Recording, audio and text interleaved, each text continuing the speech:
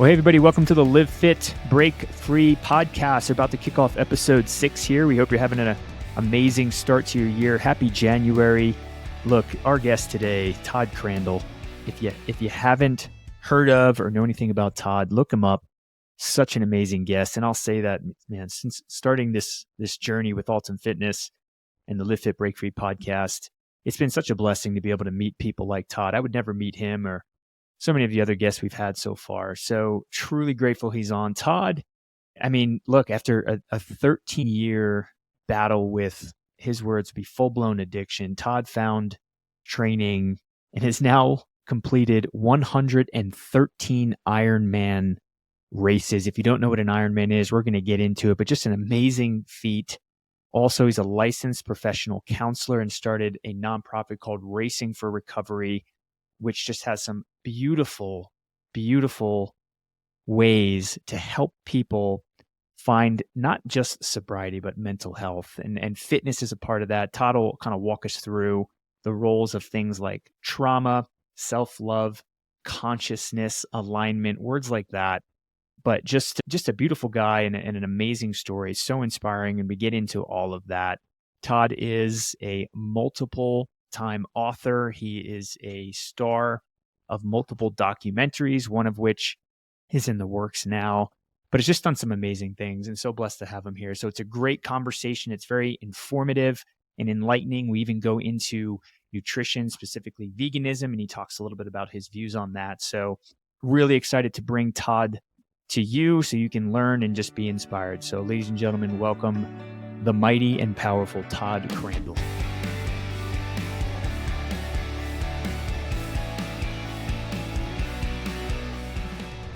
All right, everybody, welcome Todd Crandell. Happy Monday. How are you? I'm great, man. Good to talk to you today. I'm stoked for this. Likewise. Yeah, we were chatting just before we kind of pressed go there, man. I'm so excited to have you. And something that you don't know is that you're actually, and I hope I said this right, you're my second straight Ohioan. Is that how to say that? Okay. Yeah, man. Did I say that right? Yeah. I don't think I've ever heard that before, but you did it right. Yeah. Well, Google says it's a thing. But so yeah, last week, Dale King, I don't know if you heard of Dale King, but he runs a CrossFit gym in Ohio to help people kind of recover and help his community recover. But he was on last week. So I thought it was ironic. 2 straight Ohioans on the Live Fit Break Free podcast. So the great state of Ohio. What can I say? Go Bucks. Yes, sir. Go Bucks. Yes, sir. I'm a Scarlet Knight, Rutgers Scarlet Knights, but we won't talk about that. Hey, real quick, just quick resume drop, and then we're going to get into your story. These are just, some of the things that I saw. It's like, what an amazing guy coming on here. So 113 Ironmans. We'll get into what exactly an Ironman is if you don't know. Founder of Racing for Recovery, which is a nonprofit doing amazing things. LPC, licensed professional counselor. Numerous documentaries, podcast host, sought after speaker, author.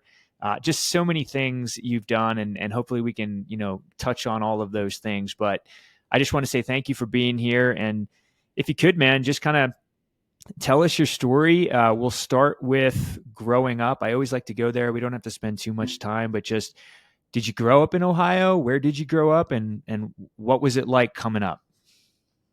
Born and raised in Toledo, Ohio. I'm 57 years old. I can't imagine not living here at some part of the year. This is home for me. As a young kid, this is where my work as a licensed professional clinical counselor really comes into play. I had everything as a young kid.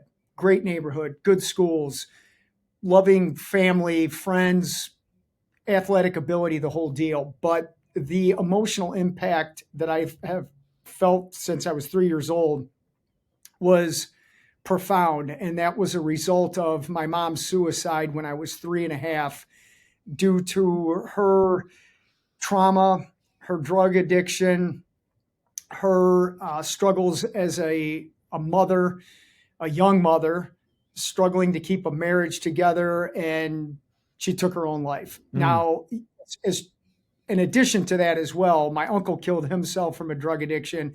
My aunt killed herself from a food addiction. So out of 4 kids in that family, 3 of them self-destructed in some capacity and then took their own lives. And there's one surviving aunt. So the question then becomes, well, what the heck was going on in that family from a trauma perspective? And that's really where my life began, not only on a self-destructive path, but also over 30 years of sobriety now. So when your mom took her own life, and I'm sorry to hear that, was your father in the picture as well? My dad was in the picture. It's interesting we're talking about this because I sound like a moron saying this, but there's a feature film that's in the works right now. And they're talking about the introductory scene of this film. And in real life, what had happened, I was with my dad. They were separated.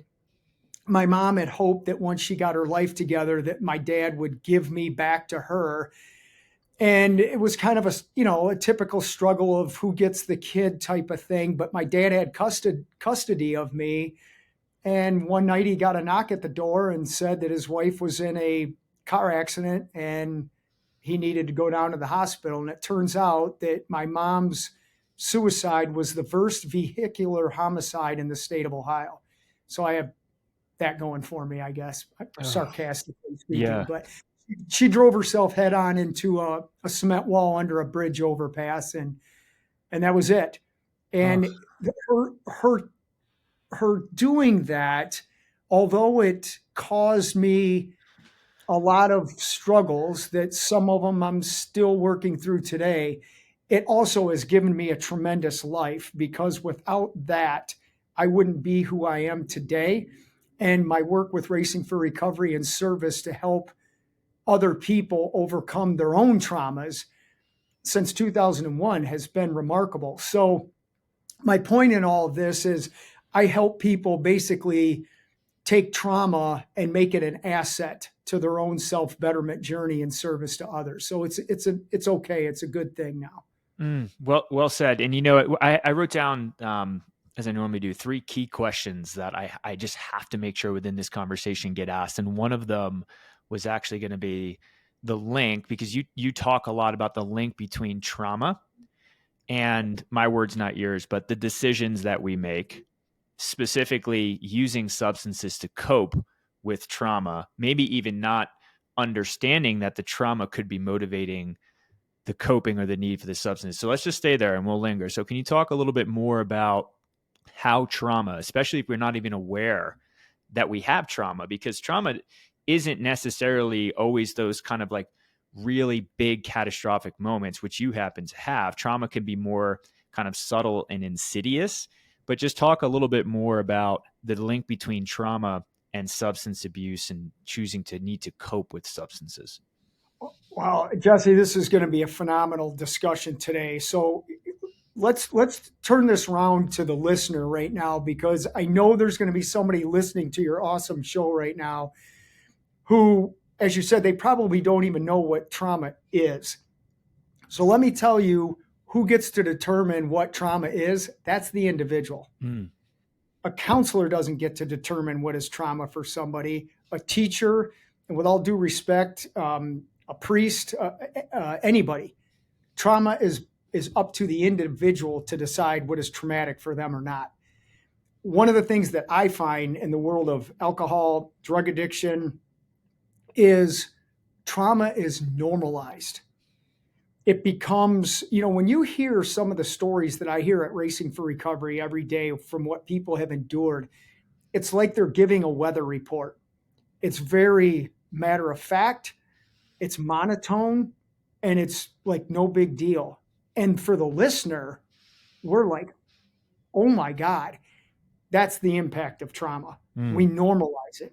It becomes not a big deal, but yet we are coping with that trauma with destructive relationships, overeating, undereating, exercising, too much exercising, drugs, alcohol, gambling, cutting, shopping, pick your poison. Yeah. So can you imagine, being sexually abused as a young kid, developing a drug problem, and having your life fall apart and going to seek help, and all you're told is quit drinking, quit doing drugs. Can't Yep. you see you've ruined your life? That's insensitive to me. We have to understand why people are doing what they're doing. Yeah. Yeah. Well said. An opinion that I have coming from my own story, and I'm still kind of like shaping how I think about it and how I talk about it, especially as I go deeper into, meeting folks like you. But it's like when people overemphasize the fixing of or the healing of like the mechanism that we use to cope, to me it's a huge miss, because really I feel as though there's something underneath all of us that causes us to do that. It's just what you pick to do it. And I think the word like disassociation, for me, my story is I always just disassociate or need to not connect or disconnect from myself. And it just so happened that alcohol was what I found young, and it worked for me to do that. But we disassociate in so many other ways. I mean, one of the things that wasn't on that list that you used is even like technology, social media. But my point is, it's like, I think in order for someone to truly heal, you have to address the core, not just the tip of the iceberg, which is whatever you're using, whatever vice that you have. 100%. And I love how you said it, disassociating as a coping skill. Would we say that to our kids? Would you tell a young child, and I do this a lot as a clinician, when someone says, this happened to me at 5, I'll turn it around and say, okay, you're now a 40-year-old man. What would you do with a 5-year-old that walked in here right now and told you exactly what happened to him, or what happened to you is happening to him? How would you respond to that? And everybody is like, oh my God, I would, hey, are you okay, little guy? What can I, but we don't do it to ourselves. Yeah. Disassociating is the answer. And it's like, no, we have to embrace that inner kid. And I'm not saying coddle and woe is me. And I'm not saying that. I'm saying we have to understand that 5-year-old that happened to, you're still carrying that as a 40-year-old man. Yeah. And you can't run away from it. You can't. Gosh, that's good. I'm trying not to get emotional within this interview, but I think one of the things that most people that have some type of addiction or past addiction career, whatever, struggle with is shame, and self-esteem, things like that, myself included.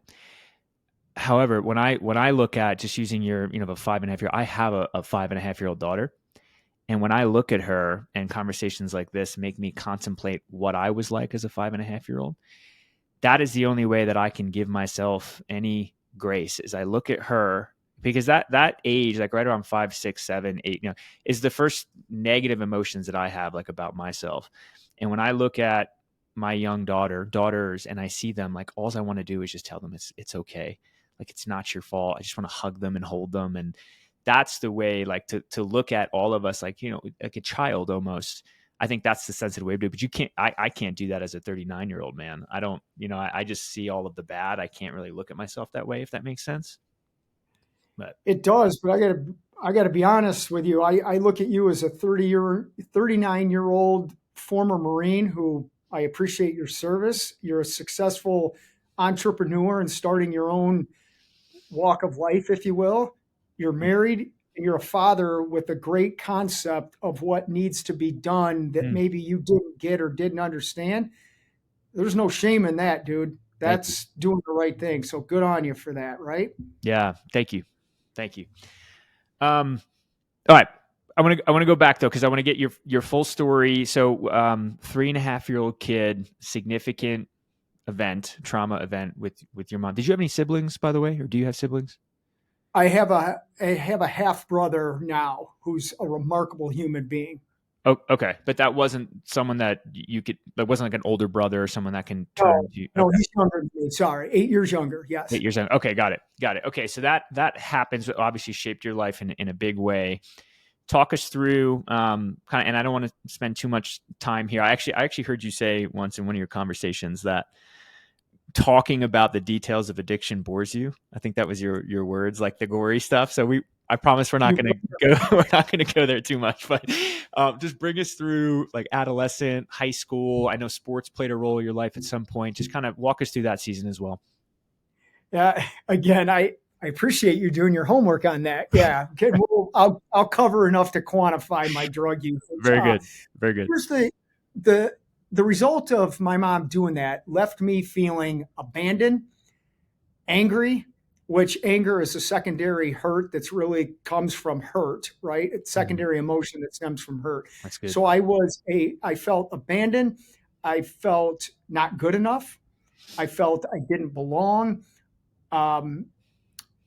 Angry, depressed, and actually not really thinking I deserved to be on this earth. Those were my feelings as a kid. Now, I do have a stepmom who came into my life at 5 years old, which again, a 5-year-old cannot cope with this stuff. So there was a lot of tension in that relationship, not on her part, on my part. And I want to get to the point at some point in our discussion where because of my stepmom, I became an Ironman.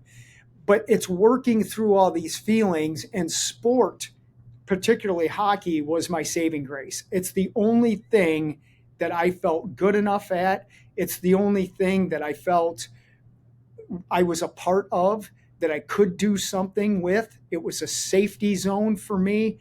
That was my life. And by the age of probably 10, 11, 12 years old, I'm like, I'm going to be a pro hockey player. I had my whole life planned out for me, and that was it.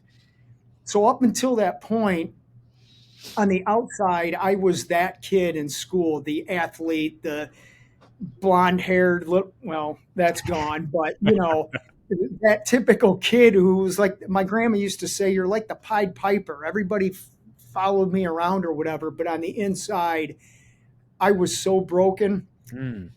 Did you know that at the time, or is this you now in hindsight saying that? It's me now looking back at myself, knowing I was broken, but back then I just felt different. Okay. I just didn't feel quite right is a good way to describe it. Like you're looking at people and you're like, I don't get that in which I see, even though I'm in the same circle of it. It was very weird for me as a young kid. I get it. Yeah, what do you think that was? It was like a baseline of, I don't want to throw terms at it, but like anxiety? Was it self-esteem, insecurity? How would you judge it? It's a lack of self. And I believe, and I've been doing a lot of work over the years on understanding the subconscious. Subconsciously, I knew I was good. Consciously, I was always feeling bad and that I wasn't good. So it was like this battle. And it took me a long time to figure out that I really had to let the good come out and shine. And honestly, that's only been in the past couple of years where I found myself coming into my stride a little bit and not downplaying what I've worked so hard for over the past 30 years and just accepting it. Sometimes ego gets thrown around in the recovery world. There's nothing wrong with having a healthy ego that comes from empathy, humility, and gratitude. Everybody knows the arrogant narcissist type of ego. And I did struggle with a lot of those emotional issues. And it all stems from just, you take a 3-year-old and all of a sudden the mom is gone. That's catastrophic for a kid. I didn't understand it. Yeah. You touched on something else I wanted to make sure I got to. So we're going to jump ahead and then come back if it's okay to your story. But there's a documentary out, I believe, Pure Euphoria. Yep. When did that come out? It came out in 2019. Okay, Pure Euphoria. I believe the tagline has the word consciousness in it for that movie. Is that right? Yes, it does. Yeah, I was going to ask you about that because when you look at the premise of the movie, which is your life and endurance sports and recovery and all those things, I didn't expect the tagline to be, I think it's like a journey to consciousness, if I'm not mistaken. I was going to ask you about that. So what does the role of consciousness for you mean, and how do you connect that to your journey? And really, I'm assuming anyone's journey who is seeking a healthy, holistic life? Jesse, great question. Nobody's asked me that before, so kudos to you on that. All right. I get the new questions. That's part of what I was discussing earlier. I'm now using my conscience to understand the subconscious of being a good soul and utilizing that more productively. You consciously, so many of us are just absolutely beating ourselves up every day. Yeah. It's not, someone can tell you something negative, which hurts, but you think of all the negative things that people are saying about themselves. And statistically, for every one thing that is said badly, it takes 7 good things to even be even. Now you take that statistic and think of how many bad things we're saying about ourselves. We have dug ourselves in one heck of a big pit. Yeah. So it's going to take a long time to get out of there, even to be on the level playing field, if you will. But I have done a lot of work of taking my conscious mind and constantly getting back to the subconscious of, it's okay, you're all right, you're of value, you're worth saving, keep going. And keep going is another phrase in pure euphoria. And that's the battle that people in recovery from anything, they fully need to embrace, that you are good. You may not think you're good, but you are good, and you constantly have to use your conscious mind to understand the subconscious part of it. Sounds like a battle and maybe even like a tool or a framework that's really hard to have when you're 12, 13, 14 years old. And bringing back to your time at that point, you're playing hockey, you feel something's off. That's your consciousness basically telling you that there's something wrong with you or you don't fit in or something. My words, not yours. When, at what point, we are going to go into a little bit of the addiction story here, and we won't linger long, I promise, but unless you want to, when was the first time that a substance, whatever it was introduced into your life?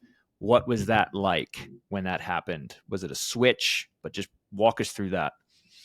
It was a switch. So if we had a kindergarten and first grade audience today right now, and you and I both said, hey guys, are drugs bad for you? Every single kid is going to raise their hand and say yes. Yep. And if we said, are any of you going to do drugs today? Every single kid would say no. Yep. So then what happens that people then choose it? And to me, it goes back to everything we've been talking about. I didn't feel right. I wasn't peer pressured. I want to make this clear. Peer pressure has never been a part of my life, except one time when my friends convinced me to bungee jump at Ironman New Zealand. But the curiosity, I just wanted to see what it tasted like. So I was 13 years old in 8th grade and at a party amongst my peers, and a couple of kids were drinking, and I knew it was wrong. I knew I shouldn't do it. I knew it was wrong. I was wondering why they were even doing it, but I just was like, I want to see what this stuff tastes like. And I took a couple sips of a Michelob beer.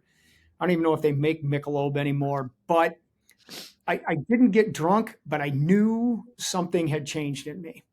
It was like this other route presented itself, and I made a cognizant choice to take a step on that path, and it was devastating for the next 13 years.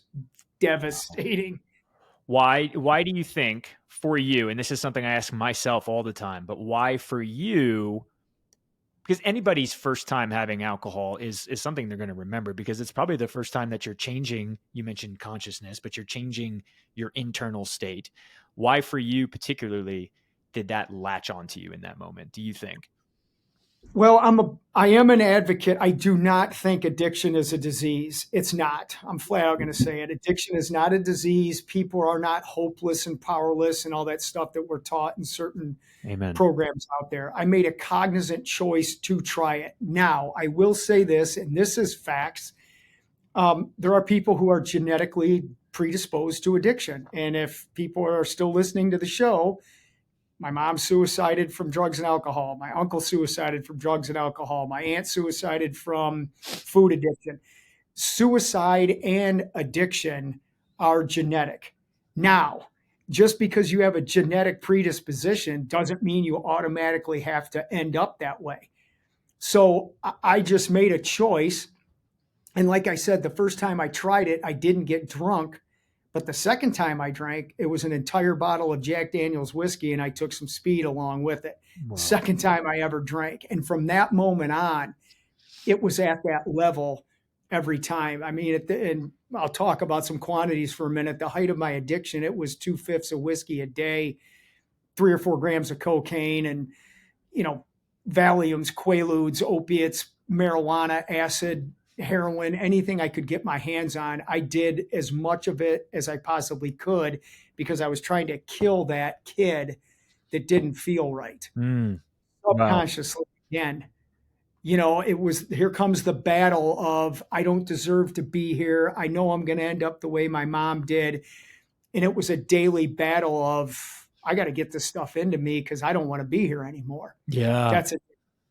Yeah, no, I get it, man. And I'll share a little bit there. So, first off, as far as like familial background, genetics versus, upbringing, whatever, however they word it. But, so my father, he actually died of AIDS, from heroin. Now, I that doesn't necessarily mean that I grew up in a house with an active addict. It was something that he got it when I was younger, and he wound up getting AIDS. Anyway, it wound up kind of presenting itself later in my life, like high school. But grew up in a house also drinking was the norm, and it was just kind of something around me. So I think I was genetically predisposed, and also in the circles I was around, things, they both kind of came together. But point I want to make is that idea of trying to destroy yourself, like internally, or trying to hurt yourself internally. I had no idea that that's what I was doing. But from the moment I started drinking, the thing that went hand in hand with it was I would get drunk and do something destructive, or do something to break rules, hurt myself, hurt someone else. Those two were always hand in hand. Claim to fame, I was arrested 9 times by the time I was 19 years old, while also, still showing up in school and playing sports and all those things. But I never, until later in life, like way later in life, connected the dots that I was doing those things, hurting myself, hurting property, hurting other. I was doing those things because I absolutely hated myself. And I never connected those dots. And I think it's so helpful for people to, if anything, just evaluate that concept if they're trying to, make a decision on how to move forward with the substance and their relationship with the substance. I think you have to do the work to figure out what was going on in your heart, or maybe in your subconscious, as you put it. 100%. You mentioned violence. How many people are in prison right now?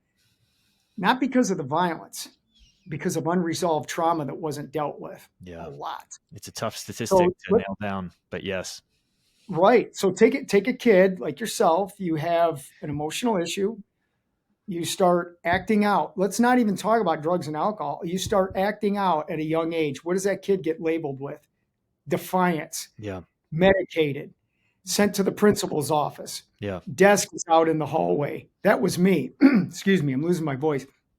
My kids are acting out with behaviors that right away, that's the problem. But we don't deal with it effectively. Then we punish that kid. We label that kid. We medicate that kid. We don't help that kid.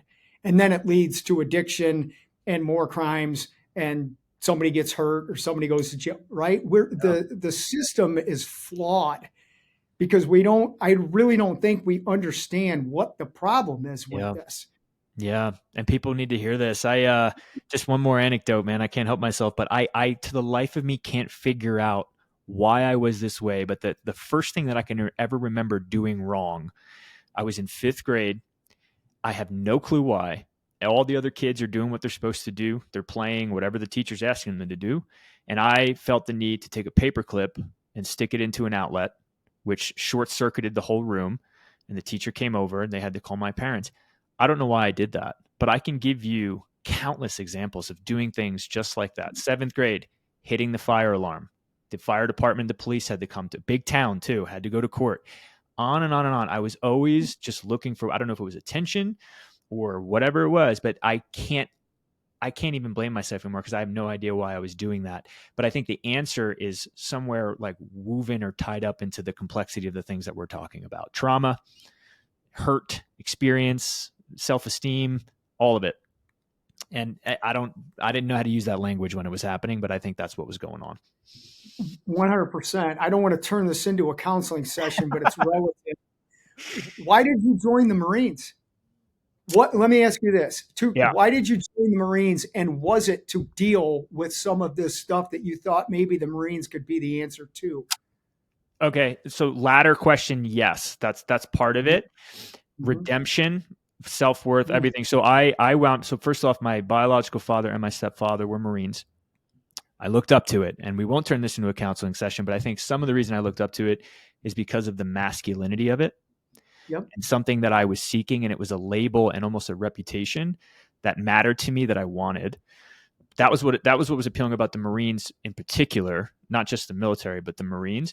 But I had gotten to a point where I was 19 years old, outside of like the protection and shielding of high school, which can basically, you get a lot of passes just by being a high school student. You can get away with a lot of stuff, right?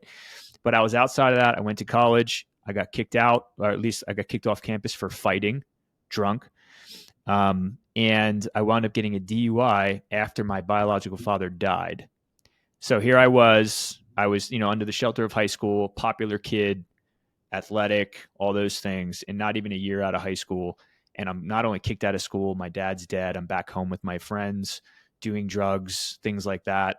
And I basically got to a point where the first time in my life, I was like, okay. And I've said this before, like it was my version of a rock bottom where I was like, no, I'm nothing. Nothing can prop me up anymore. I'm basically just, I don't mean to talk about myself, but like a loser at home, no direction, not in school, nothing. And I thought, and this was the second part of your question, I needed a turnaround. I needed a win. I needed to prove myself. I needed value.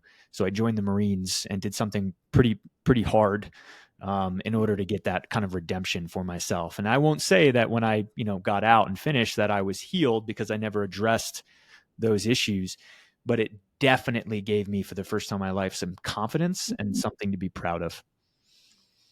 Dude, you're this stuff to me, and I probably could have answered that the way you did anyways myself, because this is the work I do. It's textbook stuff.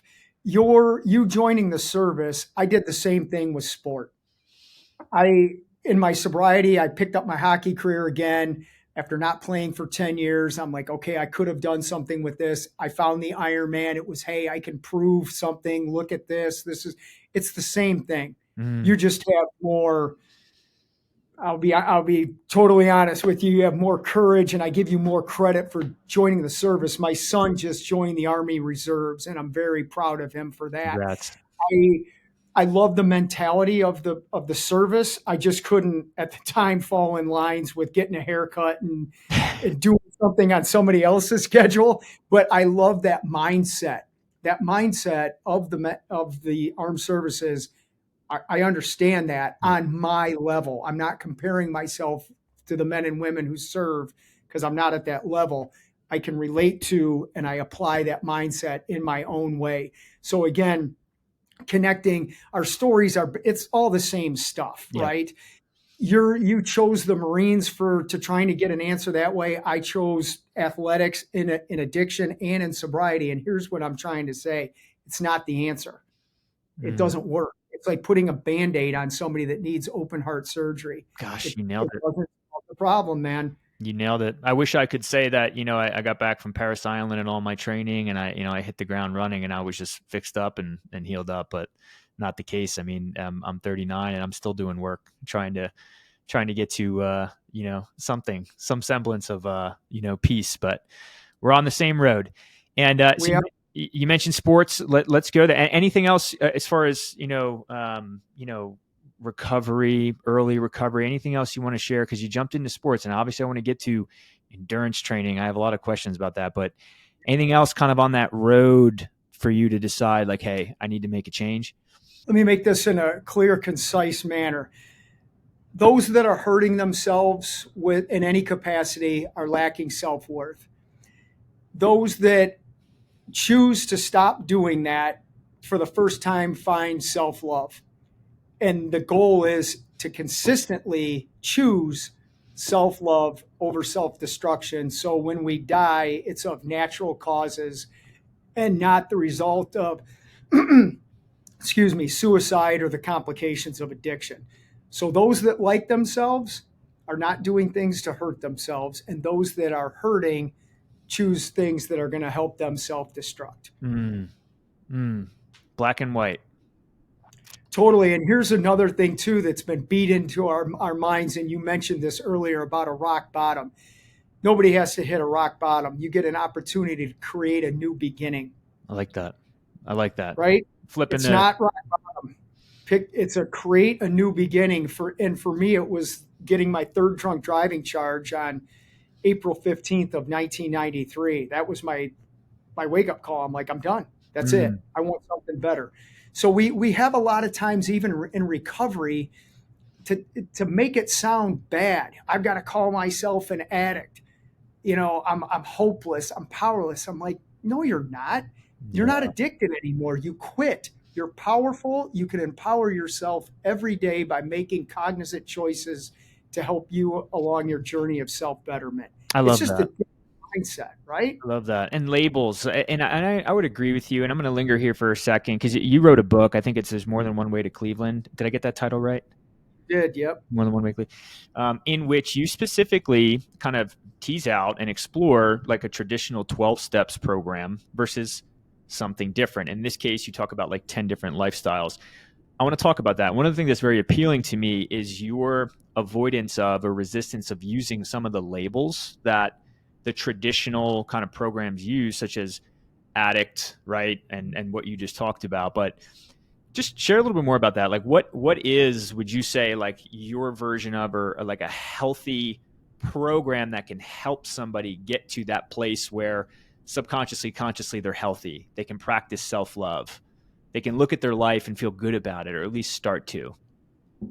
So every day when I come in, and I'm fortunate enough to come into Racing for Recovery, I go through the front door, I park out front, come in, and if somebody is waiting for an assessment, hi, how you doing? I ask their name. I love it when people don't know who I am, because I refer to myself as the janitor around here. That's the running joke. But I want to meet somebody walking in here and talk to them about who they are and how we can help. Mm-hmm. Not, hello, you're another addict. What drug did you do? All that. How are you? What's your name? How we can help you? What do you need? And right away, give them a welcoming, caring, empathetic welcome to their new life. And we have people that will come in here with a shopping bag with their entire life with them. And some of those people now work at Racing for Recovery. Because when you can treat people as human beings and not label them as drug users and help them heal from the underlining trauma and choices to deal with that trauma, and watch them transfer or transform, if you will, into who they authentically need to be and deserve to be, it's amazing. Yeah. But we can't look at people and just simply say, you're a heroin addict. Heroin is something you do. It's not something you are. Yeah, I think we should say that again. Heroin, or should say, addiction is not something we do. It right? It's not connected that deeply, right? No, I don't look at you as, yes, I know you were in the Marines. You're currently not a Marine, right? You're out of the service. You're Jesse. Yeah. You're a survivor of a myriad of things, a father, blah, blah, blah. You're a kind, intelligent young man, though that's who you are. The other stuff is a lot of what we did, but it doesn't define who we are. Yeah. Yeah. Young man. I like hearing that. 39. Keep saying that. Young man. 57, buddy. You know what I mean? I like that. But the journey that you're describing, right? So, and starting with, 12 steps versus, something different. What I'm hearing is it's a lot of work and self-discovery and therapy, right? So it's not something that happens overnight, but it sounds to me like you are a huge proponent of therapy to get to that place. Is that right? Yeah. So now you're going to get some of my confidence. Okay. I've been doing this for over 3 decades. Okay. I'm not some guy who got sober for 6 months and claims to know it all. I still don't claim to know it all, but I know quite a bit. And one of the things I knew, I was very thankful to go into 12-step meetings. There's some great stuff about them. Mm. But I got so tired of every meeting, I knew what John was going to say. John at some point was going to raise his hand, and I was going to know how much he drank, and I was going to know how many cars he crashed, and I could start telling John's story. I wanted to know what led you to choose all that stuff. And nobody talked about why we were choosing to self-destruct. Yeah. No counselor even asked me, Todd, why are you doing this stuff? I just got condemned for doing it. And I got so tired of hearing the stories and the stories and the stories. And then everybody would go out and smoke cigarettes and eat dead animals and have crappy food. And I'm like, this is not recovery. Yeah. I want to live and thrive in my life. So after 2 or 3 years of being in that format, which again, I was thankful that it was there. They do some great things, but it's like one piece of a pizza. And it's a decent piece of pizza. I not only want the whole pizza, I want to create the pizza the way I want to eat it, and I'm going to own the damn franchise. Right. Right. Oh, wow. Metaphor for life, Yeah. right? Yeah. And for folks that aren't familiar with 12 steps and how it works, myself included, I mean, I'm familiar with it, but not deeply, right? So when anybody can walk into a meeting, right? I mean, that's what it's there for. Like, it's open to everybody. You come in and you go through the meeting. My question is, are whoever leads the meeting or whatever that kind of like actual structure looks like, is anyone advocating for or recommending to the people that are there to do other things other than the meetings, like go get a therapist? Are there referral systems set up? Like, how can someone go from walking into an AA meeting or a 12-step meeting, and then finding a therapist? What does that look like? I'm gonna switch it and say what Racing for Recovery does that I didn't get. Good. Okay, so Racing for Recovery, when you mention walking into a meeting at Racing for Recovery, anybody is welcome here. Families of those who are battling addiction, those that are hurting from addiction, and the community at large is welcome to come to Racing for Recovery. I wanted to set up something that was unique and cutting edge and welcome everybody, because separation of this doesn't solve the answer. It still leaves people wondering, well, what the heck? What's in it for me, so to speak? Mm-hmm. So, and again, being innovative, Racing for Recovery is also the first program to live stream that support group meeting. With respect to referrals and some of these other things, Racing for Recovery, not all the time, but a lot of times, our support group meetings are led by licensed clinicians. Okay, there's a difference. Somebody who has a drug problem can relate to people who have a drug problem. If they're sober, they can give an example of what it's like to be sober in their own way, which is good. They are not clinicians. They're not. So when you talk about referring or helping, if you have I'll use the heart surgery thing. If you need heart surgery, just because you've had heart surgery does not mean you can perform heart surgery. You better go to a heart surgeon who's been doing this for a while. That's good. That's what counseling is. And that's different from support group meeting. And Racing for Recovery is full of licensed clinicians who are educated, experienced, licensed, and credentialed to deliver services that can actually heal the individual's trauma, not just relate to the trauma. Big difference. And here's a question for you. How about a licensed professional counselor or someone in therapist who also has personal experience with addiction? Is that kind of the most potent therapist you could find? Yes, I will say it that way because I am that. However, 3 of my kids work here. They haven't had drug problems. And I remember my oldest daughter, who just became a mother herself. So I'm a proud grandfather for the first time. Congratulations. Thank you for that. Yeah. I was worried when she came here that she wouldn't have any, quote, street cred because she wasn't a former drug user. And I remember her saying to me, look, Dad, I've been coming to these support group meetings since I was 2 or 3 years old. She goes, I know what it's like to not do drugs. So our people are coming in here and they want to learn how to not do drugs. I'm the best person in this program to do that. And I thought, that's my kid. That's a good point. Yeah, you got to be credible. You got to know how to do what you're advocating for. Right? So we've kind of used that as a sarcastic, but yet very direct way of saying, look, man, you can get help from a myriad of people if they're qualified to do what you're looking to have done. Yeah. Right. Yeah. Good point. Yeah. Good point. A lot of times, I guess it would be up to the person who's seeking help and what they're looking for. And at the same time, I think a lot of times what people are looking for is relatability in a relationship. Like you know what I'm going through, not from just cerebrally understanding it, from experiences. And I guess it all depends on what you're looking for. But my thought was like, hey, if someone can have lived on both sides of the fences and then like you got your counseling and got your education, and then you're applying both your experience and your training, that feels like it could be a good fit for somebody, But absolutely. Yeah. I want to, if it's okay, when did you find endurance sports? Because it sounds like you played hockey when you were younger. How did you find endurance sports? When did that happen? And just kind of talk us through what that experience was like. Well, I found endurance sports.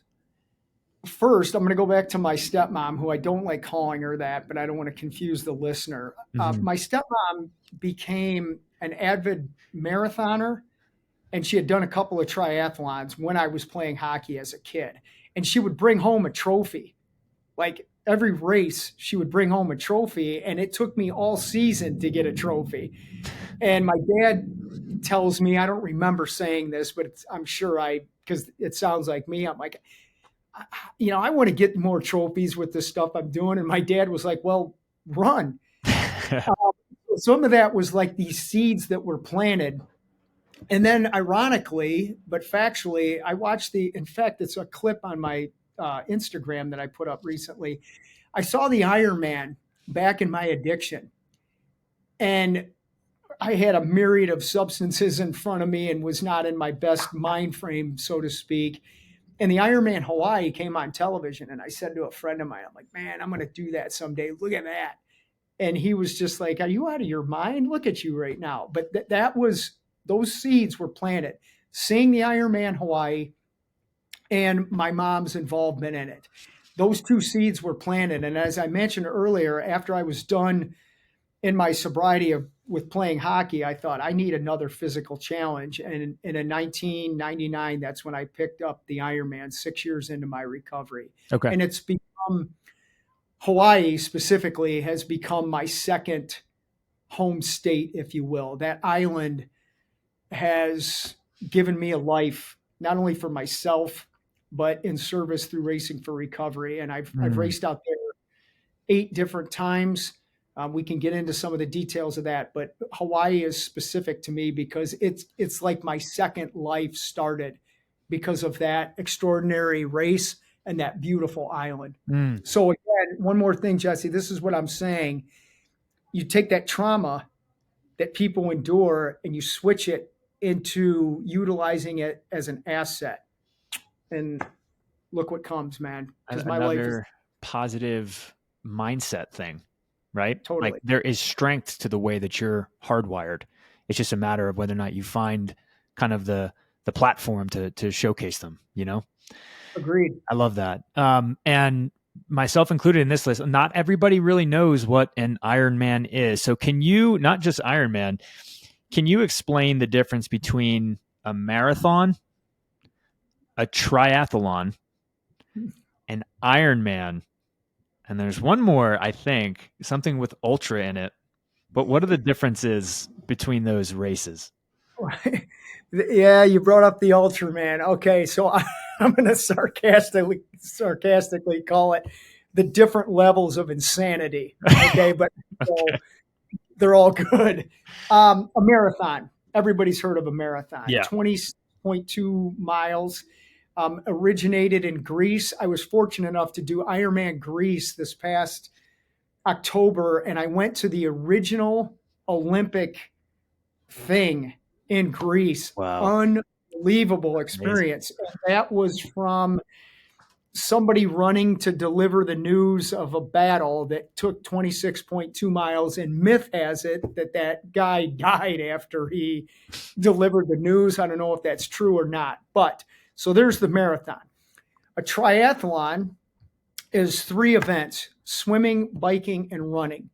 Now, the distances of those triathlons determine if it's a Ironman 70.3, which is a 1.2 mile swim, a 56-mile bike ride, and then a 13.1 half marathon run. Or if it's a full Ironman, which obviously you double that into 2.4 mile swim, 112-mile bike ride, 26.2-mile marathon run, all in one day, by the way. Then, if you're absolutely crazy like myself, I've done 2 Ultramans, which this is 3 days of craziness. The first day you swim 6.2 miles and bike 90 miles. The second day you ride 170 miles. And the third day you run 52.4 miles, a double marathon. Lord. How many people on earth have done the ultra version? I mean, that seems quite rigorous. It's ridiculous. So here's some facts that were facts back in the day, but I'll give you my claim to fame, if you will. That doesn't really mean anything. I guess 1% of the population has run a marathon. Okay. I don't know the population of triathlons and Ironmans, but and I like to set myself apart from as many people as I can. And I'm going to say this, I'm not saying better than. I'm saying constantly improving educationally, physically, spiritually, emotionally, whatever. Physically, I did the Ultraman in Hawaii, and then 6 days later, I did an Ironman in Australia. I was the first person to ever do that. Oh my God. At one point, I was one of 20 people in the world who had done both Ultraman Hawaii and Ultraman Canada. My second movie, Running with Demons, was filmed at Ultraman Canada.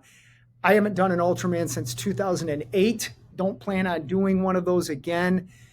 But there's some numbers, and I am going to say this. As you said, I just finished my 113th Ironman.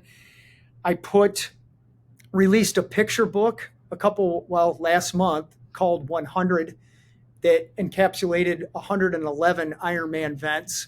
I am the first person in the world that has not only there's people that have done over 100 Ironmans, but nobody's put it into a picture book. Nobody has started a nonprofit to help people in service with. And I don't think anybody has the credentials that I have in that. So again, some of these pieces kind of put little asterisks by my name. Yeah. Well done. Amazing. I do want to say this. You're stretching me on actually talking about that stuff. But again, this is part of my own recovery that I'm not being boastful about it. I'm just saying what has been done on a factual level. Sure. Yeah. Facts are the facts. And just to respond to that, I think what you said, 1% of people do a marathon. I think a lot of people will have like a kind of like a bucket list item to do one marathon. To me, I can't emphasize this enough, but I'm going to try to emphasize this. You've done 113 Ironmans. And again, the marathon is the last leg of that race, right? So you swim and then you bike and then you do the marathon? Correct. And before you go on, I want to say that I've done 113, I call Ironman events. So that includes half Ironmans, Ultramans, and full Ironmans. I think I've done 37 full Ironmans. Okay. And that still, to me, is absolutely blows my mind that you would run a marathon at the end of 2 other events 36 times. It's just insane to me in a good way. And to bring some humor and self-deprecation to that, we didn't mention this, but there's something called a sprint triathlon, which is just like Yeah. you cut the triathlon in half. So I did my first one of those last summer. Awesome. Yeah. And it was a friend of mine that likes those things. Said, how would you like to try this? And Todd, I swear to you, I was so proud of myself for even like agreeing to do a sprint triathlon that you couldn't meet me and not know that I was doing it, because it was such a change for me, because I'm the guy who just lifts with weight. I mean, I've done jujitsu and I do like, high intensity training, but I've never pushed myself from an endurance standpoint. And it was hard. A sprint triathlon for me was hard. So much respect for you for the things you've done, because it takes so much grit and determination. You have to structure your whole life around that. And it's just so crazy to me. Jesse, look, you mentioned relating, okay? Your sprint triathlon, congratulations. Thank you. To me, it's all relative. You were talking about the grit, the determination. You need grit whether you're doing a sprint distance, an Olympic distance, a half Ironman, a full Ironman, an ultra. It's all the same. The only difference is you have to apply grit for a longer period of time. That's it. But you did it, and I never want you or anybody else to minimize what they did, because my first triathlon was a sprint distance triathlon. So Yeah. it's all good. By any chance, wait a minute, you're in New Jersey, right? I'm in Colorado now, but I spent almost my whole life in New Jersey. Yeah. Okay. I've done Ironman Atlantic City, and then I did my 111th Ironman, which ironically was on the 53rd anniversary of my mom choosing to check out. We raced at Jones Beach. It was the first year they held Ironman New York at Jones Beach. You've been there, right? Yeah, absolutely. Okay. Cool place, but we raced in tropical storm Ophelia that day. The weather was insane. Wow. Absolutely insane. Let me ask you this. I have to reveal one more fact about my sprint triathlon, and tell me if you still respect me for trying it. But instead of swimming, I opted for the paddleboard. I didn't even know they do that. I guess they do. They did it in Colorado. But yeah, for folks that wanted to not get in the water necessarily, so I did the paddleboard. But I will say I took 9th in my division. In your age group? In my division. That's great. Yeah. I don't know if I could stand up on a paddleboard. So again, it's not comparing, it's relating to, right? So Awesome. Thank you. So I want to get to I heard you say earlier, you mentioned around you were talking about the recovery meetings, people go outside, eat dead animals. I know that you have a huge heart for later in your life for nutrition, veganism, things like that. I definitely want to talk about that. One more question for you, though, in the whole spectrum. And by the way, Ty, it's so hard. I have so many things that I want to unpack, but I don't want to take too much of your time. But there's one quote that I read recently from you, and I wanted to unpack it a little bit. And if you don't mind, I'm going to read part of the quote, but it has to do with an aligned life, just to get your wheels turning around it. But you said living an aligned life means being in alignment with your values, life choices, and following a direction where you honor your boundaries, needs, and wants. To me, that living an aligned life feels like a lifelong kind of like purpose or goal that we should all have. It feels as though that's kind of could be like a defining mission behind everything cumulatively around living like a life, a purpose-driven life. What is an aligned life, if you can expand on it? And then maybe a little bit on what can we be doing every day that cumulatively we're building towards an aligned life? Great question. I'm glad you're bringing this up, and hopefully your listeners will stay tuned. If they don't, based on what I'm going to say now, that's for them to look in the mirror and understand why they get irritated. Let's do it. I went, and here's a label that I'm only going to say once, vegan. Because as soon as you say that word, people are, what? And here comes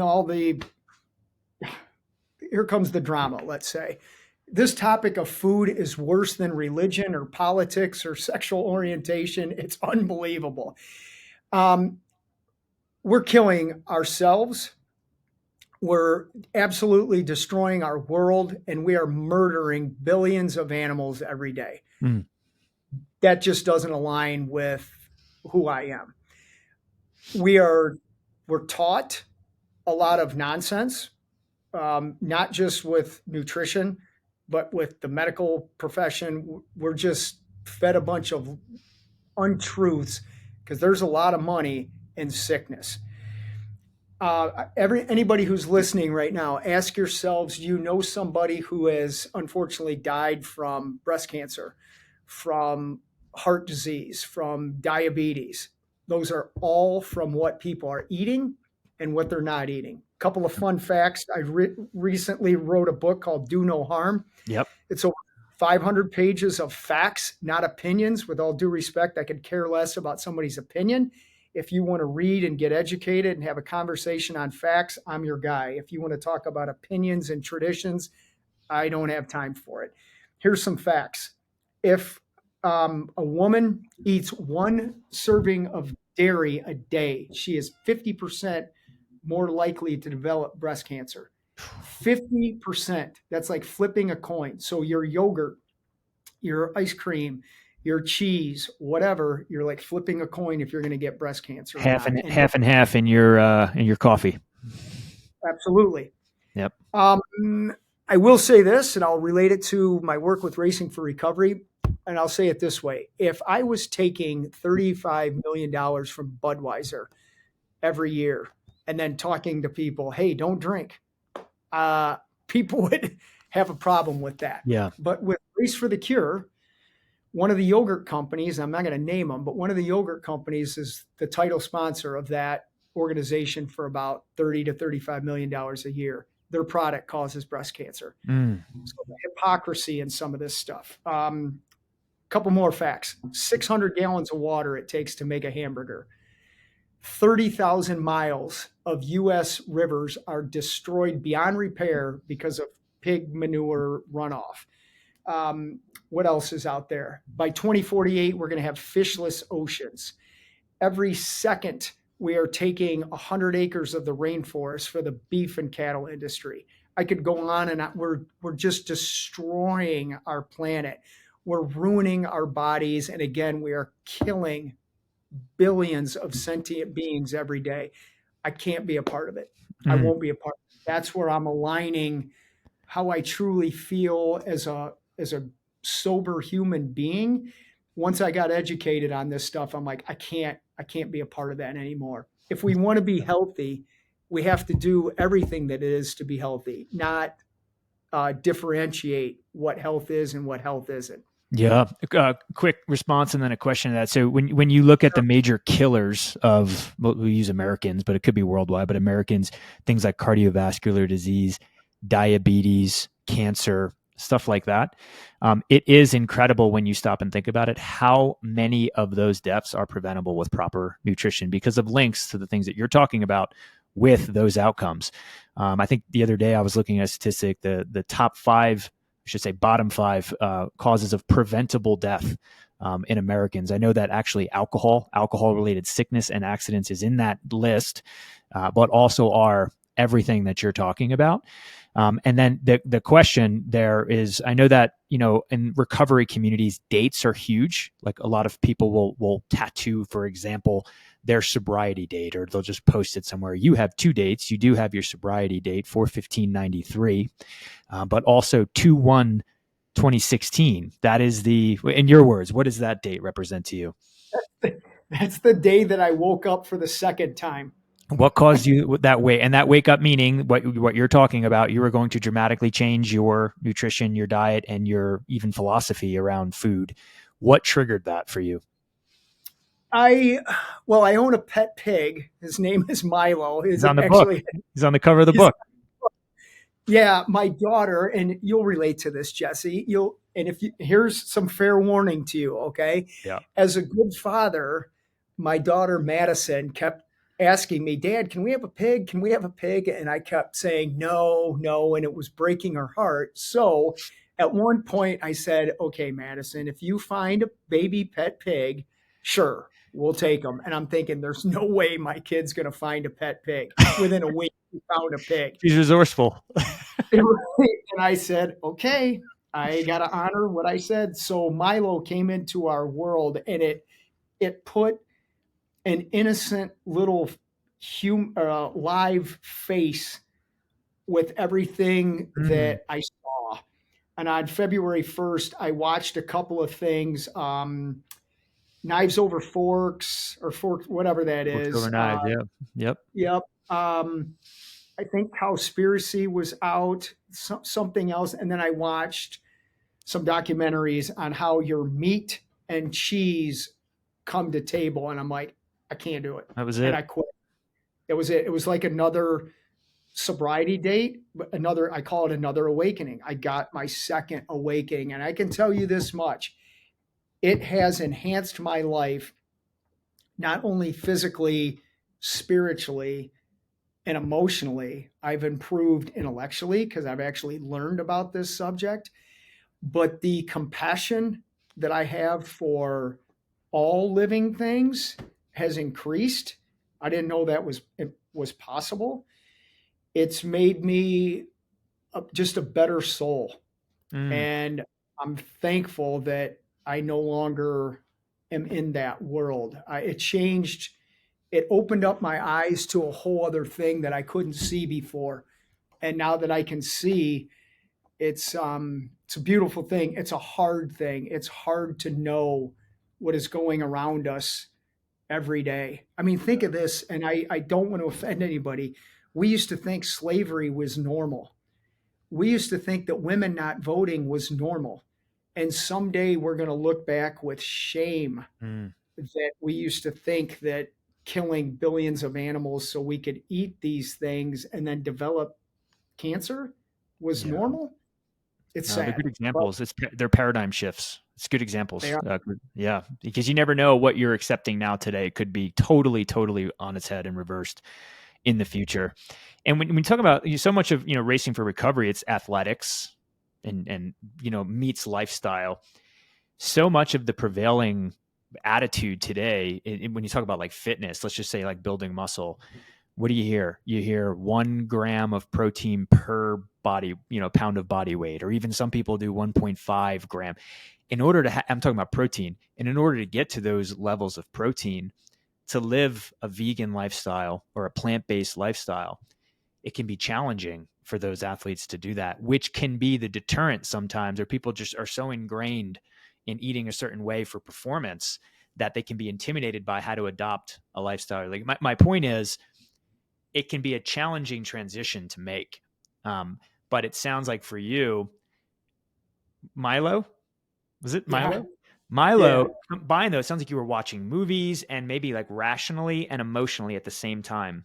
It clicked because of the information and then the actual experience of an animal kind of combined. So the question in there really would be like, how can someone, or what are some other kind of resources, facts that you could share that can have someone that's maybe on the fence or just curious about making the change, maybe push them a little bit closer as to why a vegan lifestyle, or at least moderating certain foods, would be the way to go?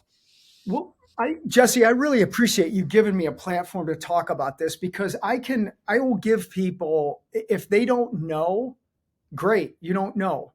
Here's some things that'll help you know. And here's where that marketing has played such a role. As soon as you mention vegan, the first thing that people say is, where do you get your protein from? Yep. And my answer is the same place an animal does, a plant. So here's some interesting facts along this thing. And I'm going to use drug addiction for a minute. When I was doing cocaine, I wanted the purest form of cocaine I could get. So why don't we do the same with protein? The purest form of healthy protein is not from an animal. It's from a plant. When we get protein from an animal, not only are we ingesting that karma of that soul getting murdered, 85% of the pharmaceuticals that are created go to keep livestock healthy. Okay, so we're feeding animals plants and giving them pharmaceuticals to keep them healthy. Then we're killing them to get the original source of protein. That makes no sense to me whatsoever. So gorillas, the strongest animal out there, what do they eat? Plants. The strongest man alive right now is vegan.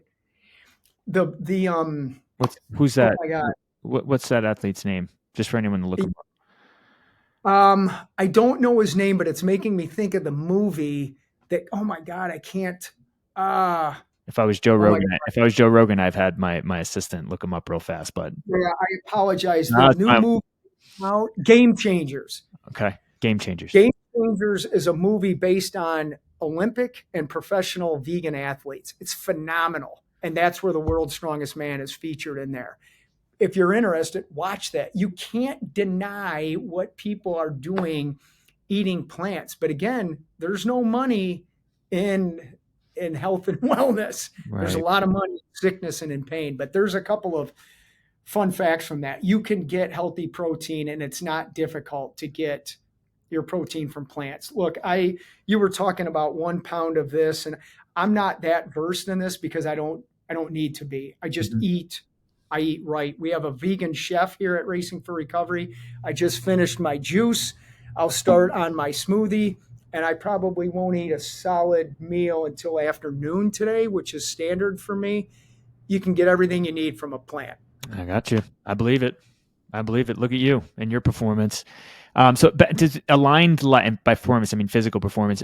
So aligned life, it feels to me that part of finding and living an aligned life has to do also with the decisions you're making with nutrition, not just Correct. Lifestyle, substances, the whole deal. Yeah.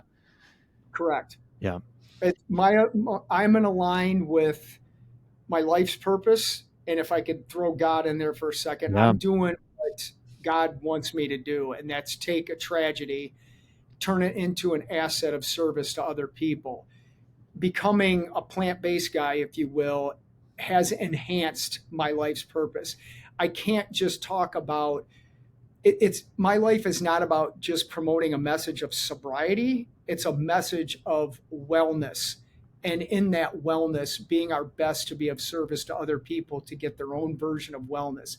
Wellness includes spirituality, education, service, emotional health, physical health, nutritional health.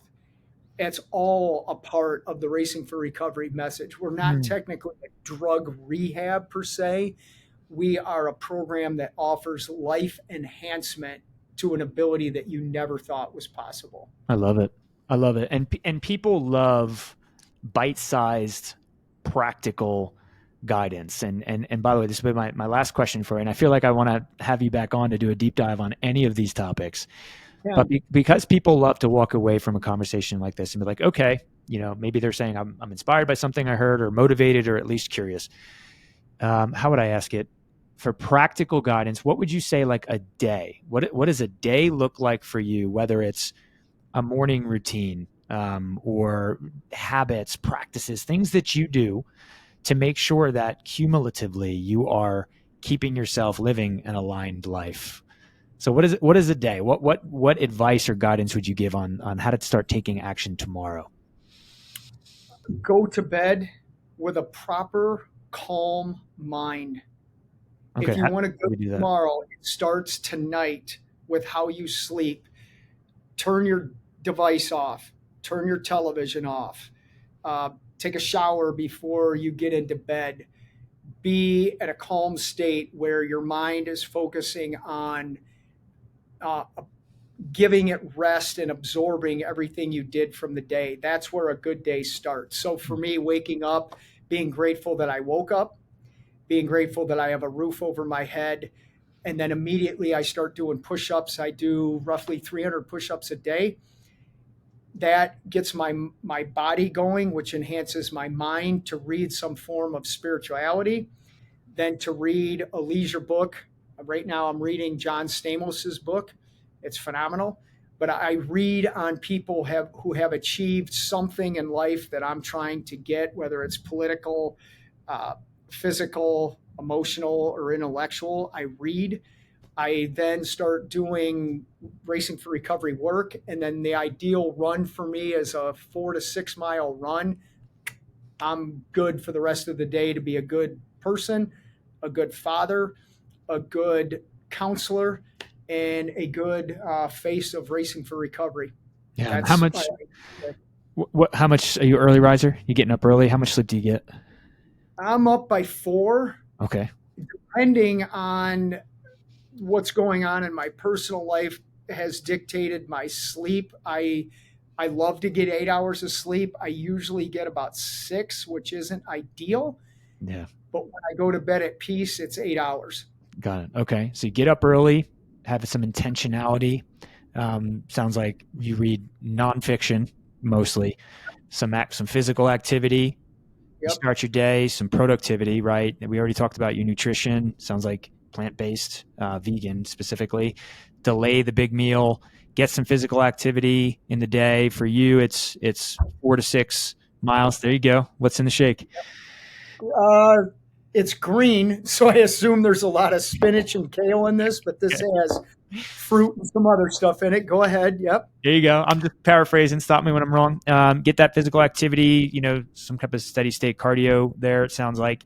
And then cruising into the night. What's that look like? Do you do anything to kind of unwind or center yourself as you kind of wrap up the day? I will try to read a little bit. Sometimes it's harder for me to read at night because actually starting after like 2:30, I'm on the downswing. So like I said, up at 4 and it's rise, rise, rise, rise. Then about 2:30 in the afternoon, it starts to decline of just gratitude for the day that I had, starting to prepare for the next day, starting to prepare for sleep. But it's go home, have a nice, healthy, light meal. I'm a big advocate of Chipotle. I love Chipotle. Not everything that Chipotle has, but a lot of what Chipotle has. And then just wind down. I'll usually watch a movie.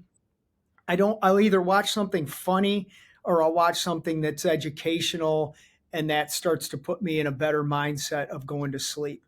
And it's like Groundhog Day for me. I do it all the time. I'm constantly doing, learning, implementing, feeling, and then preparing for more of that same stuff. That's why I plan out my Ironmans usually a year in advance. Like I said, we have a feature film coming. I'm releasing another book. It's constantly just doing and preparing for the next thing. Never stopping. Yeah, I love it.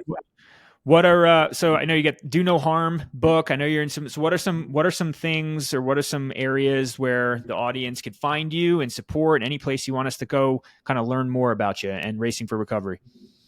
Racingforrecovery.org, toddcrandell.com, Sober Ultraman on the gram, as the kids say. I love saying my kids tell me, stop saying that, Dad. Twitter, all that stuff, Sober Ultraman or Todd Crandell, you'll find me. Jesse, I do want to say this to people. Yeah. If I could ask anything of everybody who's watching your awesome show, have an open mind, apply what you're being told, even though you might not want to, and do it for a considerable amount of time, at least 30 days. You won't be sorry. If you're coming to somebody to get off of drugs and alcohol and you see the life that they have, apply everything that they do to get everything that you deserve, not some of what they do, right? Think of, I'm going to use the Marines for an example. I doubt that you applied some of the training and the mindset that they gave you. You apply all of it, or you're probably not going to be a Marine for very long. That's true. This is the same type of thing, man. Do it all. It's same with drugs. I didn't do some drugs. I did all of them. Do everything in life, right? That's just have an open mind and apply what you don't have that you see other people have, and you'll get what they have, and then probably more. Amen. And one of the words that stuck out there in that, what you just said, is you'll get what you deserve. And for people that are struggling, they don't think they deserve anything. And I think that's part of the shift, that you deserve so much more. And then everything you said, apply yourself and stick with it. Agreed. People deserve everything. You deserve wealth. And I'm not talking financially, although you do deserve to be wealthy, and you can. Wealth means everything to me, physically, spiritually, emotionally, all that stuff. You deserve it. You can get it, but you're going to have to work for it. And when you work for it, you're going to get what you deserve, for sure. I love it. Todd, man, I appreciate you coming on. I really do. Start of your day here on a Monday. I'd love to have you back on one day. I feel like there's so much that we could unpack, but people have so much to learn from you. We'll make sure that in the Ultimate Fitness, in the podcast, the website, we'll promote every place and try to bring people to your site and get you reading the book and everything. But look, I really appreciate you coming on the Live Fit Break Free podcast. Thank you. It was killer talking to you, dude, and stay in touch personally as we talked about before. I'm here for you, man. All good. Right on. Will do. Absolutely. Todd Crandell, everybody. Hosted by Ultimate Fitness, this podcast is an extension of our mission to empower individuals to use fitness and community to break free from alcohol and other harmful addictions to live their best life yet. The Live Fit Break Free podcast.